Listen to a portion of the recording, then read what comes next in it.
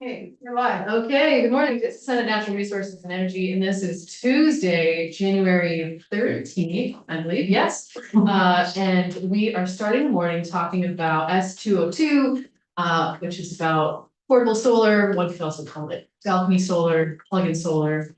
And we're joined by Mr. Four from the Department of Public Service, so welcome.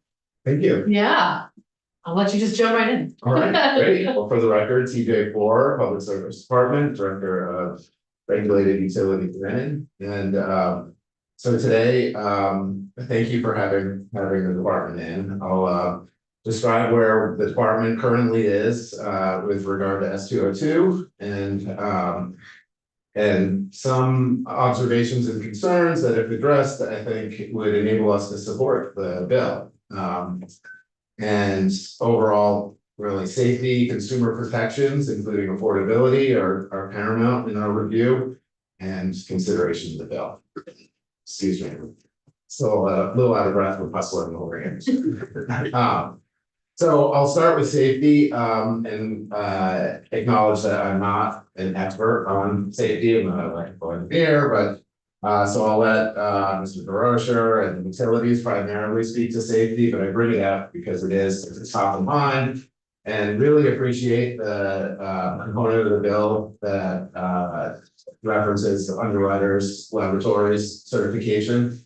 And wanted to point out, and I'll provide a copy of my written testimony afterwards, but point out that UL Solutions, which is kind of a spin-off and advocacy arm of Underwriters Laboratories, issued a paper in December that concluded that risk mitigation requirements are necessary to allow the safe use of plug-in photovoltaics, and in the absence of those measures, they can present electric shock hazards, fire hazards to consumers. So I just talked about this. I think you guys know this already, and that's why you have the UL listing in there. So, but I just wanted to emphasize that, and I think that that's great. I think they've actually started recently in the last few days the process for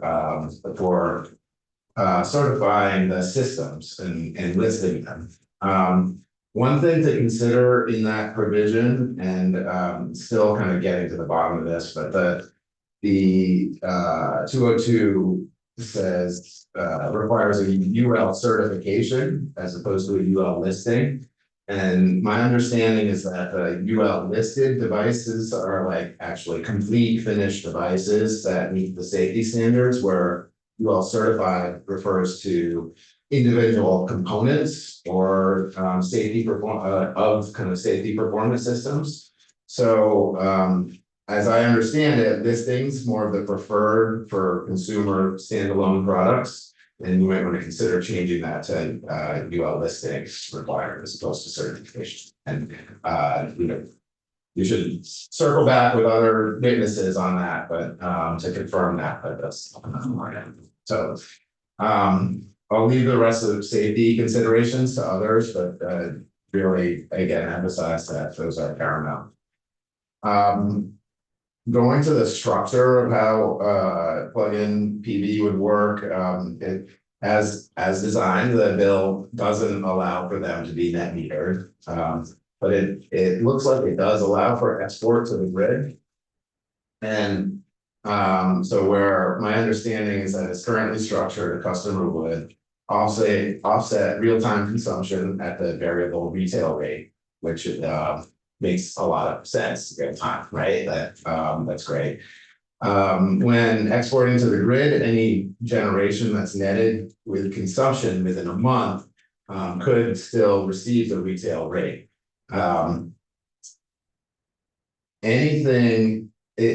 You should really check with the utilities on exactly how that's going to work, because with AMI meters, they could have different channels, and there's not necessarily, it's unclear whether the bill requires compensation at the retail rate of real-time exported generation. I think we would prefer that it didn't. It's exporting, and so at the retail rate, and that's going to be the retail rate would be a much higher value than what that generation is worth. I also, in terms of the structure, just suggest you ask the utilities about potential issues with bypassing the interconnection rule. The rule really was recently updated with best practices from the Interstate Renewable Energy Council, which would ensure any inadvertent export from all systems not configured to export, that they all have utility review. And I think that circles back, I think, to some of the safety questions that I said I'm not an expert on, but I wanted to draw your attention to the rule that was just passed that was meant to deal with some export. We're going to move on to some observations on the cost to consumers. So right now, new technology for the United States, so expensive here, right? It presents a real option for renters, which I think is great, but it is an expensive option. So a 1.2 kW system, which is the maximum here, might produce roughly 1,000 kilowatt hours in a year. It's a 10% capacity factor. A residential rooftop is probably at 15%. So I wouldn't expect these to be cited in the back, even as well as the rooftops. So at 20 cents a kilowatt hour credit, that's $200 a year. Bright Saver was here the other day and testified that it was that right now it's at $3 a watt for these systems. So let's say those costs drop by a third, it's still a significant upfront cost, $2,400. And that would be a 12-year payback, just using the assumptions I had. Maybe it gets down a lot less than that, but that's really expensive. And so I just want to make sure that everybody's clear that that's not, when discussing this proposed legislation and the appliance, it's not necessarily something that low-income Vermonters are gonna be able to access, right? Just to start thinking, to process those numbers, because it's sometimes hard to like hear the math. I'm hoping that the math is in your test. Yes. Okay. Yes, it'll be in the, what I said this afternoon, written portion of today's. So for now, at least, and in recognizing kind of technology cost curves that could go down and, rates that are on an upward trajectory, as we point out regularly, right? So, for now, this is a measure for those that can afford it, right? And that could be okay as long as, there's not, state or ratepayer subsidies for it. And then in our minds, similar to the Utah structure, that export generation that's exported is compensated, so that's effectively an incentive. Then finally, I just want to mention, consumer protection. We have a consumer affairs division that gets a lot of calls on this kind of thing when new products come out. So I will, in my written testimony, point to a Clean Energy States Alliance publication that really suggests that as a new product, states may want to promulgate consumer protection requirements, claims for savings, regulations, and safety, to having mechanisms to encourage those safe installations, clear guidelines, education, how-to materials, etc. That all needs to be developed. And just along those lines, it may be worth inviting the Attorney General's office for their opinion on it, just to see on consumer protection issues directly. The other thing is kind of consumer awareness and education is just different than other states. I think that just observe that with 100% renewable energy standard, clean energy standard, the measure doesn't have impact on Vermont's greenhouse gas emissions, at least as measured by our greenhouse gas report. And so people may be willing to invest for climate reasons, but if they're not actually doing something, you just want to be really clear about that. Just conclusion to, conceptually, I think there's a lot of good components of S202, and so long as safety concerns are met, issues around exported generation are managed and some of these consumer protection issues are elevated, then I think we could be supportive of that. Thank you. I have one question for you. I want to circle back to the question about the retail rate being paid or compensated to the consumer. So we're not making this eligible for net metering. And so it's possible that, of course, that over the course of a month, your meter does not run quite as much. And so when you talk about like the compensation, in my mind, there's not a good way to measure necessarily how much it's generating. If the meter is just running slower. Can you just speak a little bit more about that? So at least for utilities with advanced metering infrastructure, they should be able to measure on an hourly basis when they're exporting. When it's exporting. Right. And so that's really what I'm talking about here. So on a monthly basis, I think it's probably pretty unlikely that we'd be exporting on a monthly basis, but that the utilities will still need to manage that operationally, that daily or risk, I guess, of it exporting. And depending on the size of the systems in the homes, it could be a small amount. But as this technology grows in popularity, that eventually could grow. One other thing to think about would be a check-in at some point once it gets to a certain amount of penetration to see how this is going, and that could actually maybe alleviate some of those issues as well once we reach a certain threshold. Yeah, super. Thank you. Any other questions?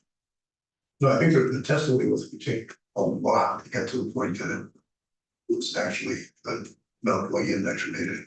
So right, that we take an awful lot of these for that to actually happen. Not that in a month, export in a month, they would take an awful lot, but in hourly, I think that could happen. I mean, I think if you shut off everything in your house and your hot water heater isn't like kicking on and. but I cumulatively, it would have to be thousands of things. Oh, right. Thousands to really make the difference.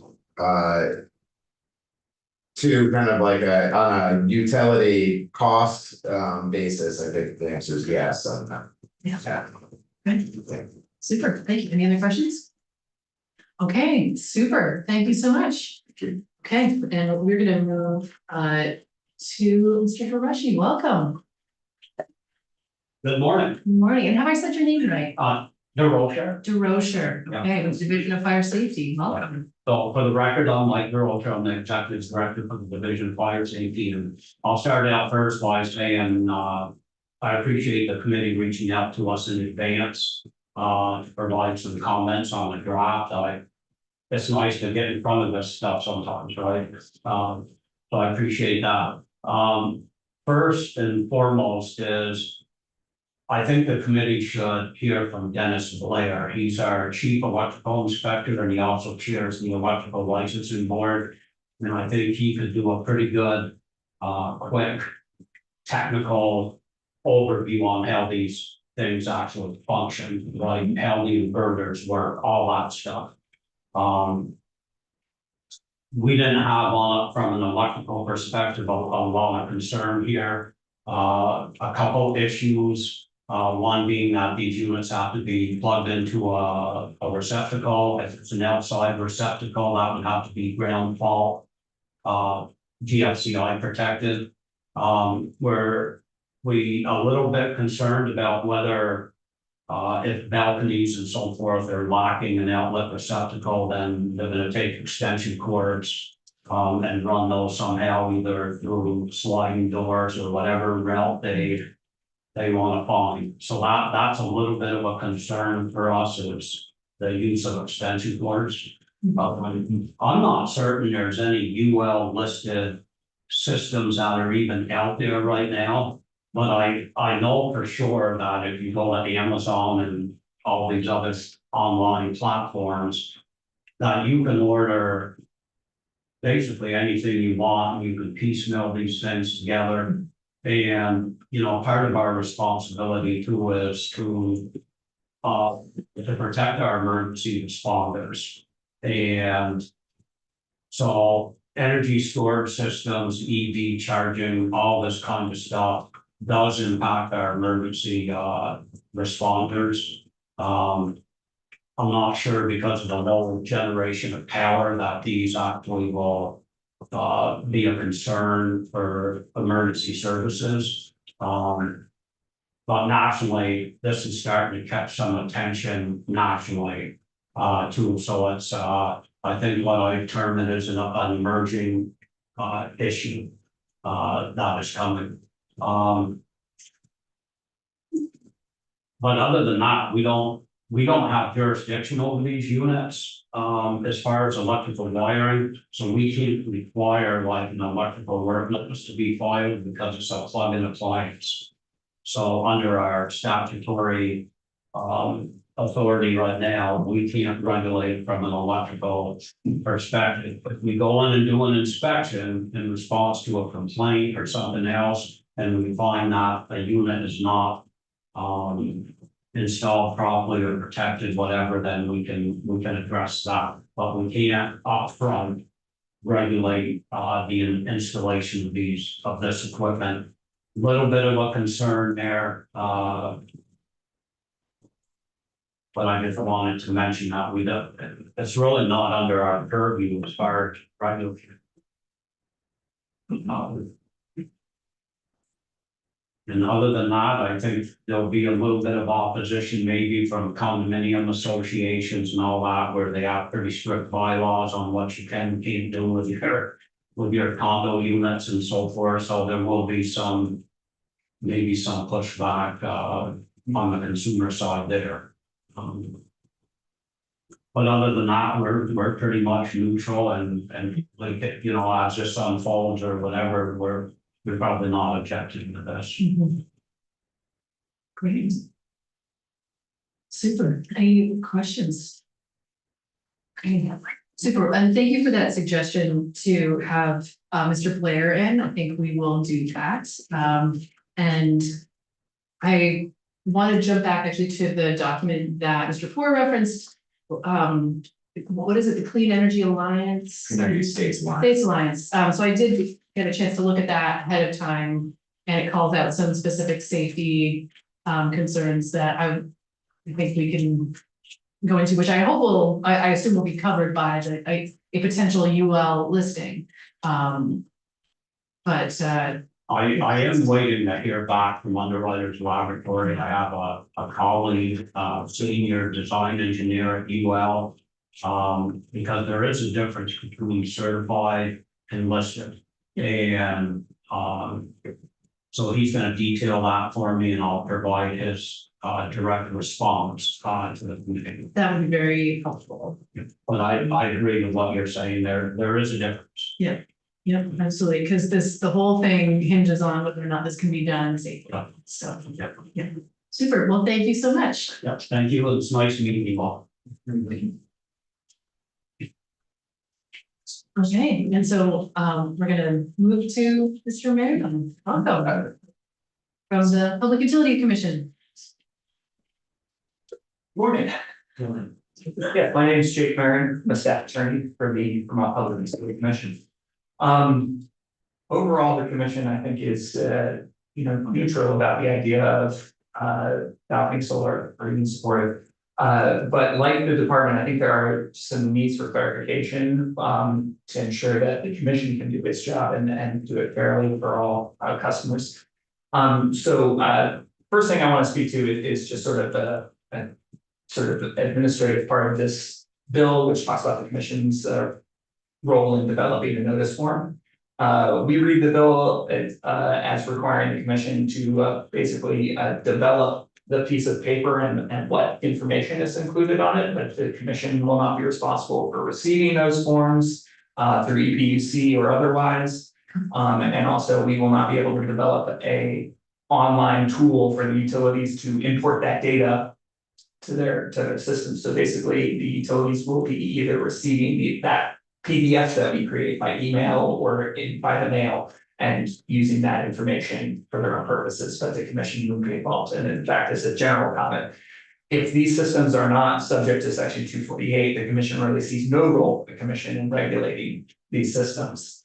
And we prefer to not have that role. But what we do have a role in is ensuring that all customers are billed correctly. And so we see some potential for confusion right now with the bill, and it's the issue that TJ raised, is how is excess generation treated? And so our understanding of the Utah bill is that excess generation is not compensated.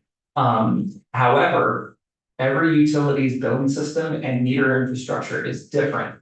And so it is very possible that if the bill is passed as it's written now, we have 17 utilities, you may get up with 17 different ways of reading, of measuring energy for the customers and what that results in their bills. So we would want to make sure that there's a consistent understanding for the utilities, not only that excess generation is not compensated, but that they actually can do that. And the reason being that some meters, if it's an analog meter, it's just going to spin backwards. And so that could be an issue. And some customers are able to opt out of their utility smart meter infrastructure and get an analog meter. The other issue we see is that some customers already have net meter solar arrays. And if you add a balcony solar to it, it may not be possible to distinguish output from those systems. You'll have production meter readings, which are required for the net meter array, but you'll still have this, the consumption meter is going to reflect both of those systems output. I don't know if you can disentangle those. Maybe you can. Again, that's a question for the utilities to make sure that they can do it. And that if they are doing it, we're all doing it the same way. Again, the commission's main concern is we can get consumer complaints from customers who want to make sure they're being charged the right amount, and we want to know how to answer those complaints and make sure that everyone's treated fairly. And then the last sort of area we see a need for clarification is how is the capacity of these systems measured, and what is the limit on how many of these systems a customer can have. As drafted, the bill defines a portable solar device as a solar generation facility that is one, movable, and two, does not export to the grid more than 1,200 watts. So that means, at least the way I read that, is that means I could have a much larger system, but if I have some control in place that prevents it from exporting more than 1,200 watts, then that's still, and it's movable, that's still portable solar. That may be the intent of the bill, and if that is, that's fine, but again, clarity, so we understand what the rules are, I think are important. And then two, I don't see anything in the bill that limits a customer from having several of these systems. So if I have one plugged in on my porch and one plugged in on my upstairs balcony, and then another plugged in from my roof, my flat roof that I just laid it down on, that could be acceptable under this rule, and I could have, several kilowatts of this. Maybe I have a commercial, refrigerator running all the time, and I could use all that power. Again, if that's the intent of the bill, that's fine, but I think it needs to be spelled out what the acceptable limits are for a customer or an account, and again, this might be helpful where you talk to the utilities, because you could have the same address with multiple meters and accounts and multiple customers, or one customer. It all depends. And so having clarity about what's allowed, I think, is important. So subjects that we just want to raise these issues, and again, the commission doesn't see itself as having a role in regulating what essentially would be appliances that are plugged in at people's houses. But we do have to make sure that utilities are treating all the customers the same. And to the extent a customer is doing something that is not allowed by that bill, it suddenly becomes a section 248 facility. And then we have to step in. And again, we're pretty comfortable regulating utilities. We're dealing with the challenges of regulating merchant generators, private companies that come in and sell power. But customers, they're directly regulated us by us like the way of businesses. So if we, reach out to them for information, they may not get back to us, they're not gonna let us into their house to inspect what's there. All those issues. So having really clear rules about what's allowed, I think is gonna really benefit everyone. Yes, So could you go back to the part where you talked about if the person's sending, they're sending to the grid, does that unwind their meter, or is that just for if they have a smart meter, or? It depends, so and again, I would talk to utilities, because each utility may have a different system, but Okay. if you have an old analog meter, like the old wheel that spins around. they spin forward or backwards, and if I'm They do. pumping, Okay. if I'm pumping power out to the grid, that's just gonna roll it backwards. Which means that even if that, my portable solar device is generating more power than I use, I'm still getting essentially credit for that power, which would be in my. An actual energy credit. Yeah, it would be like net metering essentially. Yeah. But those may be very rare Yeah. situations, there may not be many analog meters out there. Okay, My understanding of modern bidirectional smart meters is that they are capable of measuring on an hourly basis both energy delivered to the grid and or actually should use the word energy delivered from the grid or energy exported to the grid. So they'll have two measurements. The issue that I see is that the utilities, when they're generating their bills, I don't know if they just look at the net of those two, or if they only look at the delivered, or if they're considering the exported number. And then two, the second thing is if I already have a solar array, because I'm net metering, yeah, that data is gonna get mixed with my existing net metered solar array, and how you disentangle that. The utilities might be able to do that, but it's an issue that I can't answer how it would happen. So, well, and that brings me to a question, because Yeah. those are three very real scenarios. yeah, One possibility is that the Public Utility Commission could issue some guidance for utilities, so that there is consistency. Because I think you're right, there could very well be 17 different interpretations. I'm not sure if that is something you're prepared to speak to, but I'll throw it out. I'm not prepared to speak to it, I think. And this is just very, as you may be aware, the commission's budget is extremely constrained at this point. We are running annual deficits, so new work from a sort of class of what I'll call customers or system users who aren't paying in to the, either through a gross receipts tax or an application fee.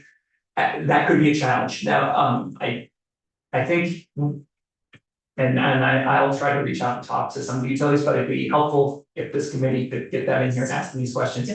If we get a better sense from them what the challenges are, that developing guidance might be easier, but it also could be a very contested issue where the resources and abilities of our municipal and cooperative utilities is much different than GMD. And so what is feasible for one utility may just not be feasible for the others. Right, no, that totally makes sense. Yeah. And we are gonna be hearing from the utilities Thursday. Yes, okay, I look forward to it, I'll listen. Yeah, for sure. Yeah. Super. I had another question, any other questions, can I get from folks? I do wanna raise one, possibility that we've talked about a little bit, which is, let's say you have a college dorm. Right, like students are really interested in this and maybe they wanna plug these in, but it probably just depends on the setup for the individual college, let's say. But as it's written, the way I would interpret that is that there's still a limit. You can't export more than 1,200 watts if it's 1 meter. Right, yeah, I guess my question is. My understanding, the purpose of these is really that they shouldn't be exporting significantly ever. Right. So, that you're sizing these things to sort of what's my base minimum load at the building. But, so it's not that they never export, but it would be sort of the exception as opposed to something that's happening all the time. In the example you gave, it's really hard for me to predict what this looks like in application, because My understanding of the UL process. That is gonna likely result in these not being connected to outlets that also are on circuits with load. So in the dorm example, unless there's a dedicated generation plug that the university has installed. I'm not sure that's gonna really happen. It might just be a moot kind of question. Yeah, Because it right. may not be available. Like, I've been reading about balcony solar for like 6 or 7 years now, because I really wanted to install one in my own property. And like, the amount of prep work that I think you'll have to do to put one in, like, you'll need to make sure your panel has extra space for a breaker in it, and then run a wire from that new breaker just to one outlet with nothing else on it, and then that outlet is the only thing where you're plugging in the solar. That's probably what it looks like, but again, we'll have to see what that actually, what the UL process turns out and actually allows. So, because I've also read that if you have really, really small systems, like those can be plugged in other places, so. Yeah, I think it's like the previous witness said, this is emerging, and what this looks like in practice is. Is a bit of an unknown. Yeah. Okay, any other questions at this point? Super, great, all right, thank you Thank so you. much. Yeah. Appreciate your testimony. And if you have anything written, if you would send it to our fee system, that would be. Hey, oh, sorry. That's okay. Thank you. Thank you. Okay, well, we are. I thought it would take so much longer just to go through all of that. I think we're done. I think we're done for the day.